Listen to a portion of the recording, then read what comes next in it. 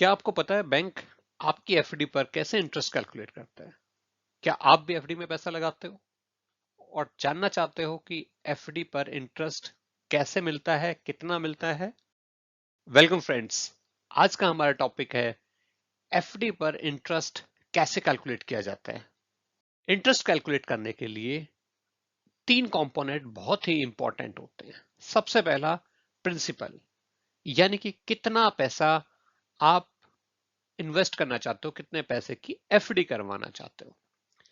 Second component होता है rate, यानी कि रेट ऑफ इंटरेस्ट, जो बैंक आपको बताता है कि आपका पैसा, आपकी एफडी इतने परसेंट ऑफ रेट इंटरेस्ट पर बुक होगी। तीसरा मेन कंपोनेंट आता है time. It's a very important component, क्योंकि जैसे जैसे टाइम बढ़ता है आपका इंटरेस्ट, जो इंटरेस्ट रेट बैंक ने आपको बताया था, उससे भी ज्यादा कैलकुलेट होता है। जी हाँ, उससे भी ज्यादा कैलकुलेट होता है और ये हम रिवील करेंगे वीडियो के अंत में। सो बने रहिए वीडियो के अंत तक। Simple interest formula. So interest कैसे कैलकुलेट हो, जैसे अभी हमने डिस्कस किया कि तीन मेन कंपोनेंट है और उसको कैलकुलेट करने का फॉर्मूला हमारा बनता है प्रिंसिपल, रेट ऑफ इंटरेस्ट और टर्म। तीनों को मल्टीप्लाई करो और 100 से डिवाइड कर दो। Very simple.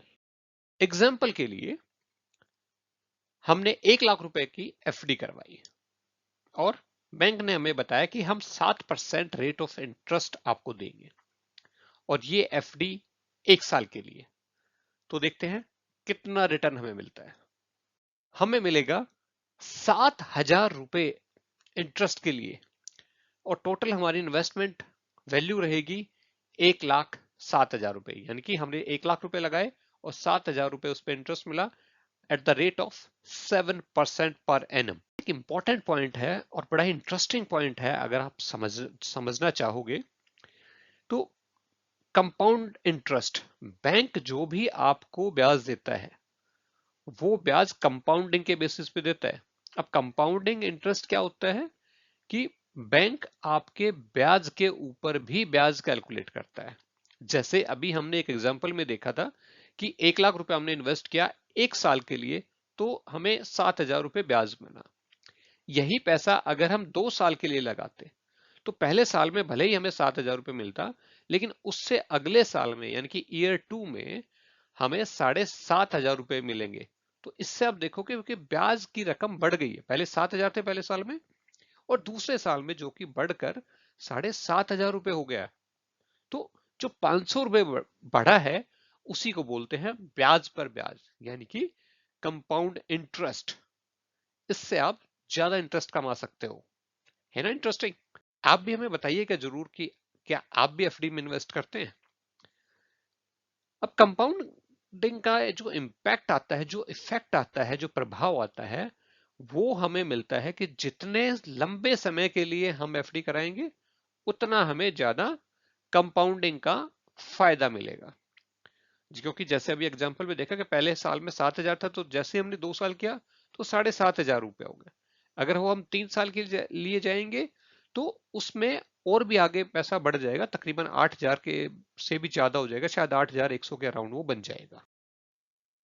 अब इसमें छोटी सी टिप मैं आपको देना चाहूंगा कि जब भी आप एफडी के लिए जाएं तो हमेशा चेक करें कि कंपाउंडिंग फ्रीक्वेंसी क्या होती है।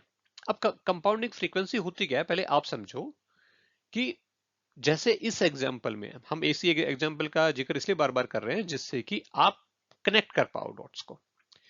तो जैसे इस एग्जाम्पल में पहले साल में 7,000 रुपए मिले थे, अगले साल में 7,500, यानी कि कंपाउंडिंग फ्रीक्वेंसी ईयरली हुई कि पहले साल में जो ब्याज कमाया उसके ऊपर ब्याज अगले साल से मिलेगा। ऐसे ही कई बार बैंक कंपाउंडिंग फ्रीक्वेंसी 3 मंथ भी कर देते हैं, यानी कि क्वार्टरली, हर क्वार्टर ब्याज जोड़ेंगे और उस ब्याज के ऊपर ब्याज भी कैलकुलेट करेंगे।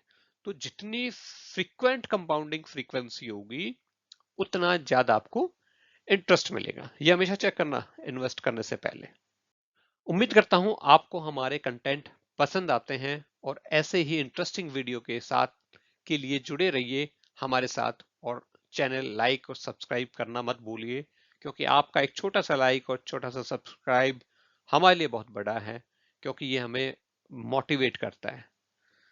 सो बने रहिए हमारे साथ, मिलते हैं अगले वीडियो में एक दूसरे इंटरेस्टिंग टॉपिक के साथ। Thank you for watching.